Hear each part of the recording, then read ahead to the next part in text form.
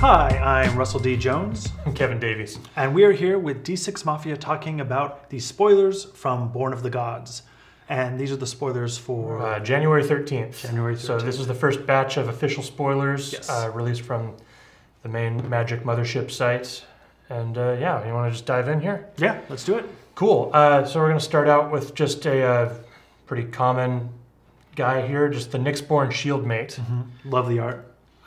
Cool art, really cool flavor, and yeah, just sort of a generic bestow creature here. I mean, As generic as they come. yeah, common, 1 mana for a 1/2, not bad. Bestows for 3, pumps up your guy +1/+2. Yeah. It's like the poster boy for generic bestow creatures. It is. A solid, I think it's a Yeah. solid common. I mean, Oh yeah, considering the last set, most of especially- the bestow was super expensive. I mean... Yeah, it's a nice cheap, I mean, in bestow is card advantage. That's why it's expensive most of the Yep. time, and so that's just solid. Yeah, And not too bad. especially, love that in my limited pool, running White Weenie or whatever. There you go. Very good. Yep. Coming up, Sky Reaping is next. It is a green sorcery for 3 and 1. It deals damage to each creature with flying equal to your devotion to green. I think it's another solid card at uncommon. Sure, you know, it's good. It's, you know, green usually once a set gets sort of a flying hoser Yeah. card, And they need it. And this is nice because it's like a sweeper. Yeah. I'm also really glad that devotion is still going strong in this set because it was Right. my favorite mechanic from last set. Mhm. So that makes me happy by itself. Yeah, it's good to see devotion keep going, and yeah, and green always needs their flyer protection. And Yeah, it's kind of a it's a balanced card in that well, if your devotion's down, then Yeah, you're not going to be able to take care of anything. You're not going to be but- hitting flyers very hard early in the game, or yeah, if you're behind on board presence or whatever. But yeah, it builds, and later in the game you can probably take care of some big stuff. So Totally, yeah, Not bad. not much to say there. right. Next we got Ox Adept, who marks the return of the heroic mechanic. Yes. He is a 1/3 human wizard for 2 and a black mana, and he heroics out for whenever you cast a spell that targets him, each opponent discards a card. I mean, he sits at uncommon. I think he's about right there. Yeah. And I don't know, his repeatable card draw if you can keep targeting him with stuff, so I don't think he's terrible. Card discard. Oh yeah, that's... Say one But- thing, mean another. But yeah, no, I mean, yeah. that's not bad. Yeah, I'm glad he's not totally. rare, but uncommon, yeah, that's cool. Yeah, I okay, mean, okay body on him for 3, I guess. Yeah, I mean, he's at least a little tough. And Yeah, I'm repeatable discard if you're running heavy enchantments. So Yeah, I'm not overly excited about him, but I mean... I suppose on enchantments. I mean, I guess if you had a way to repeatedly hit him with a spell, it's instant cast discard. If which you're is running kinda a lot rare. of... Yeah, that's true. Most discard is sorcery, or can only on a stick or something can only be used during. That's worth noting. I mean, I don't think it makes Your him turn. that much better, but yeah, it's certainly sort of a unique thing he's got going for him, that he can be instant speed discard. On the right, if you put a spell on a Isochron Scepter, and then right after your opponent draws, you there you go. Yes. Brilliant. That's what I want under Combo my Christmas out. tree this Win. Magic Christmas. Moving time. on, All the right. Archetype of Imagination. It is a 3/2 for 6 mana, 2 blue and 4 colorless. It gives all creatures you control flying. Pretty good ability. And then creatures your opponents control lose flying and can't gain or have flying whatsoever. Yeah. Interesting abilities. Cool. Yeah, Kinda. he's a kind of unique guy. I think his art is freaking gorgeous. Like I think the foil version of this guy is just gonna be One of the best in the blinding set, and awesome. probably. Yeah, and I mean, of course, he effectively gives all of your creatures unblockable. Pretty when close. you drop him. I mean, Definitely. pretty much the only barring green creatures that can block as though they had flying. Reach, yeah. Reach. They keyworded that. That's right. But yeah, I mean, so I think especially like in limited, holy crap, this guy's just gonna be a blowout every once in a while. So expensive for a 3/2. Absolutely, It's really my only I kind mean, of. there's a reason he's got that little body. They wanted to make him easy to remove. Yeah. But yeah, he is very small for his mana cost. Cool. And I could see them having put this as a rare, which I think would make me unhappy when I open that pack. He would have to be But a at bigger uncommon? body if he was rare. Yeah, at uncommon, I wouldn't mind seeing I think that. he fits the rarity with the size and everything. Right. Totally. Cool. Moving on. So this is kind of a potentially big card. Potentially, yeah. Keep our eye on it. So we're talking about the Pansear. Yeah. He's a 1 and a black, and he's a 2/2 with a new mechanic, Inspired, which does things when he's untapped. In this case, it's when Pansear becomes untapped, reveal the top card of your library and put that card into your hand. You lose life equal to that card's converted mana cost. Now, Sound familiar? Where have we heard that one before? Freaking So Dark Confidant. Feels like every other set now they try and push like a new pseudo Dark Confidant into standard. Yeah. I guess it's just an effect that they like to keep No. present or something. But Yeah, they love that Suicide Black. I guess so. But not bad if you have a repeated way to untap him. I mean, obviously not quite as good as Dark Confidant, but I mean, I would expect some. There's going to be some things in this set that untap and tap to play with that. I'm sure that there will be. We have one even later here, but we'll bust out those old icy manipulators. Yes, or better things. Or something better. Yes. Right. But yeah, he's not quite Dark Confidant, but he's got potential for sure. Here we go. All right, Farag's Giant. I'm going to say it is a 3/3 giant for red and 4, so 5, and it has the tribute keyword, which again we talked about in our other spoiler video. Tribute of 2, so that when the creature enters the battlefield, an opponent of your choice may choose to place 2 +1/+1 counters on him.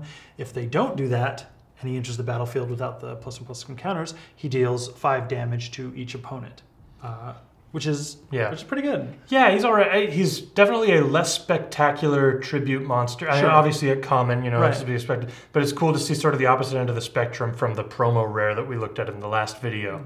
Yeah. That said, I think this guy is hilarious in a multiplayer game because tribute has you pick one player to choose to put the counters on him or not. Right. And I just think it's hilarious that if they don't choose to put the counters on him, not only are they taking 5 damage, but everybody but the person who played it is taking 5 damage. And that means that everyone is going to be pissed off, not at the person who played the giant, but at the person who chose to do 5 damage to everybody. Brilliant. And I think that's hilarious. Yeah. No, that's really good. I think most of the time he's probably just going to be a 5/5 for 5. Yeah. But still 5/5 for 5 at common. And in red, that's not the worst thing in the world. Yeah, not at all. But just the pick it up in draft for sure. Totally. And the potential social interactions just make me chuckle. So good on you, Farag's Giant. That's good. All right, and I'll let you take the next one. All right. Yeah, you didn't want to have to try and pronounce Oreskos, did you? Oreskos. Yeah. So we have the Oreskos Sun Guide here. Yes. And he's a cat monk. He costs 1 and a white. He's a 2/2, and he's another inspired creature, this time at common. And what he does when he gets untapped is you gain 2 life. Very much just sort of, I feel like he's a baseline inspired creature. Again, so far, I mean, very solid commons. I mean, nothing I would say. Yeah, I mean, a 2/2 for 2 is not bad, and it's, that's, at least if you're just swinging with him, he'll give you 2 life a turn, which... Yeah, I've seen better things, but he's... At common, there's been a lot worse. Oh, yes. So that's it. Yeah, not much to say about that, but I like the look of the Leonins in this set. Right. So next we have the Everflame Hydel. We're not really... I'm going to go with Eidolon. Eidolon sounds cooler. So 1/1 for red and 1. It's another bestow creature, bestows for red and 2, and it gives creature... fire breathing, basically. Pay a red, gets +1 attack, +0 toughness until end of turn.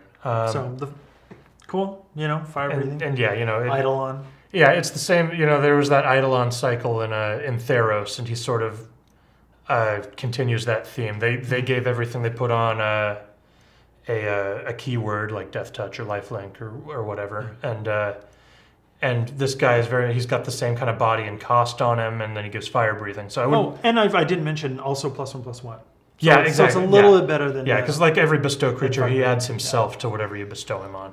So I wouldn't be fairly solid for. I mean, absolutely. I've not been super excited about most of the bestows. I think for the most part, great and limited all the way. But sure, God, they're just too expensive. I think for. I mean, again, it's like they have to be very, very careful with the costing of bestow because it is just like straight card advantage in a lot of situations, and so they didn't want to make it too overpowering. I Right. agree, it is very expensive, but a lot of times it is worth that cost. Yeah, it's hard because typically the creature you end up with after the fact is, at best like a 2/2. Yeah, a lot of maybe it times. has vigilance or first strike, but that, if that turns the tide of the game, then, you made the right choice, but it seems like such a small, creature after the fact that it's almost not worth it. Yeah, in my opinion. Yeah, and I mean the thing that I like about this Eidolon is that he hints at possibly another cycle of Eidolons. Yeah. I think that's Almost, probably almost certain. Yeah, so I'll be interested to see if those are all going to be activated abilities or what. Cheap and expensive. But, yeah, if they follow that trend, that'll be cool.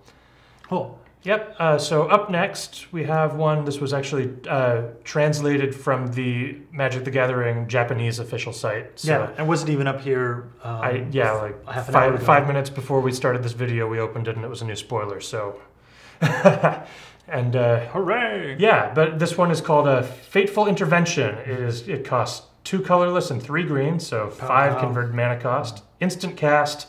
Put 2 3/3 green centaur enchantment tokens into the battlefield. If it's your turn, scry 2. So it seems like they're going to do a cycle of rares rare instant cast that let you scry 2 if you cast it during your turn. Totally. So we've already seen the red one, which we talked about in the other video. Yeah, and the red one is also the buy a box promo, and then now we have this one that makes centaurs.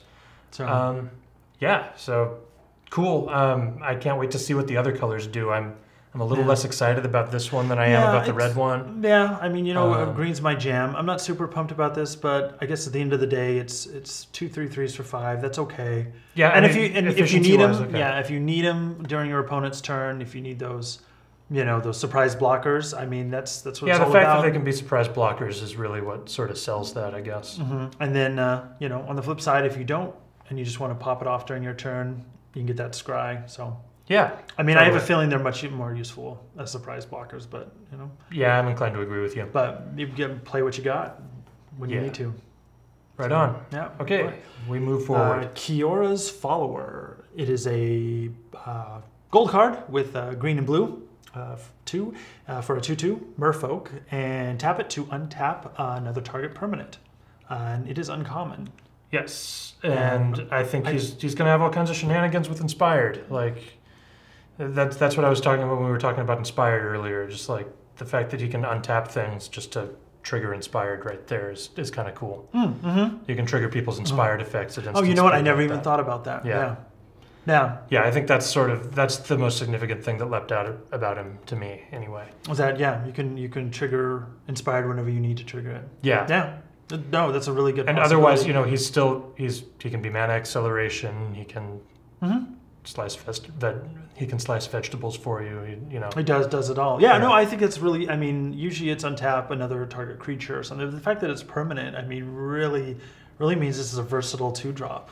Yeah, and it's, again, like 2/2 for 2. It's with a significant ability. What more can you ask for? Yeah, you never know. I mean, in the right, maybe it'll see some control play. Who knows what it'll end up as. Yeah, he's got potential. He's got legs. Yeah, he's a merfolk with legs. I like it. Yep. Okay. So next up we have Epiphany Storm. It is an aura. It costs 1 red. You enchant a creature. Enchanted creature has pay a red, tap it, discard a card, and draw a card. So far, I think we have seen, I don't know, our least favorite card so far. Possibly. Probably. I mean, there's more. There's bound to be more to come, but yeah, I mean, it's a little bit of a junky common, but I mean, it's cheap, and it's a way to tap your inspired creatures without attacking with them. So that's something. It does have its uses. I hope there are better ways to do it than this, but that's. Yeah, something. I mean, I guess I'm glad it's there for that purpose. Keep it positive. I mean, there are obvious, ways to your mana flooded, whatever you need, or your mana screwed, whatever. You'd just rather ditch these high casting cost cards, try to get to some land. I mean, drawing cards is never a bad thing. Yeah, card filtering is definitely not bad. I mean, it gets played all the time when it's on instants and sorceries in red and stuff. So it is unfortunate it does not draw a card then discard a card. That is a pity. Yes, but. Not exciting, useful in the right place. Totally. Mostly unlimited, but yeah, not much more to say. Yeah. There we go. Cool art. And now we have reached the last card of the spoiler for the 13th, and it is the first of the minor deities. Effra? Not totally sure. Yeah, we'll Effra, maybe? Sure, Does yes. that sound more Effra. befitting a goddess? Yeah, potato, I don't know. Right. So Effra, god of the polis, god of the city. And she is a legendary enchantment creature god, just like the major gods that came out in Theros. She costs 2 and white and blue for a 6/5, indestructible. And her ability, well, first of all, she has devotion, so we should cover that. Yeah, devotion, just like all the other gods, she does her thing. She's she's indestructible like any other god, and then as long as your devotion to white and blue is equal to less than 7, she's not a creature. Right. So it's like the monocolored ones, but the cap is a little higher. Right. For the devotion, you need to turn her on. So her big ability is, and it's a static ability, is at the beginning of each upkeep, if you had another creature enter the battlefield under your control last turn, draw a card. Now, we both separately misread this. We did. A couple of times. Yeah, but now I believe we've read it. It looked pretty good, and then it looked really terrible. Bad. And now it looks even better than it looked originally. Yes. So, correct. Yeah. So just so we're clear on the wording, and please, check it out for yourself. It's the beginning of each upkeep, so that's both your upkeep and your opponent's upkeep. So if you cast a creature spell on your turn, then of course you'll be drawing a card on your opponent's upkeep. Then if you manage to, flash a creature into play on your opponent's turn, or Fateful Intervention, any of that stuff. Anything that. Then you can draw a card on your upkeep. So either way, if you're dropping a lot of creatures, Sure. or at least one, Yeah, totally. It's just you get to draw a card. It's a solid. That would not be a bad enchantment to have. It never had the potential to turn into a 6/5 indestructible creature. Right. And wouldn't be a bad enchantment. Yeah, totally. So I think she's quite amazing, and she can result in some pretty nasty card advantage there. Yeah. And keep the blue white. Dig that across. Blue white beatdown. Yeah. Maybe coming back. I don't know. Who knows? I guess you play control. Yeah. I dig that crow and horse interaction. Right. There you go. There it is. There's the combo. That's a little bonus from the spoiler. The crow and horse Effra combo. Cards every turn. There you go. Boom. Amazing. I think we just broke standard. Yeah. Yeah. Yeah. You're going to see it. You heard it here first. Top 8s. So, well, that's all the cards that have been spoiled for January 13th. I'm Russell D. Jones. Kevin Davies. Thank you guys for watching.